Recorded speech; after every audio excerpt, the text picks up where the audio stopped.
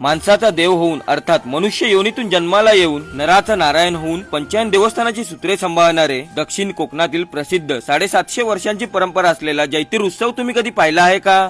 नमस्कार, मी सर्वेश पेडणेकर, कोकणचा फोटोग्राफर. आज आपण आलो आहोत कोकणातील सिंधुदुर्ग मधील वेंगुर्ला तालुक्यातील तुळस गावामध्ये श्रीदेव जैतीर उत्सवाला. दरवर्षी 11 किंवा 15 दिवस श्रीदेव जैतीर उत्सव चालतो व दरम्यानच्या दिवसात विविध धार्मिक कार्य होतात. वैशाख वैद्य चतुर्थीला हा उत्सव चालू होतो. एका हातात तलवार, दुसऱ्या हातात मोरपिसांचा झुपका घेऊन वाद्यांच्या नादघोषात देव भ्रमंतीसाठी बाहेर पडतो. या संचाराच्या मागे पुढे रवळनाथ, भूतनाथ, सातेरी या देवतांचे तरंग सुद्धा असतात. उत्सव चालू झाल्यानंतर 5व्या दिवशी देव बोलतो आणि गावातील आणि लांबून आलेल्या लोकांची पडस्थळ घेणे, समस्या सोडवणे अशी अनेक कामे होतात. उत्सवाचे वैशिष्ट्य म्हणजे देव तुळस गावातील घरोघरी जाऊन आपल्या भक्तांना आशीर्वाद देतो. आणि असाच शेतकऱ्यांचा पूर्वज म्हणजे जैतीर राजा आणि पावसाच्या आगमनाचा जैतीर राजाच्या उत्सवाचा सोहळा आता आपण पाहूया.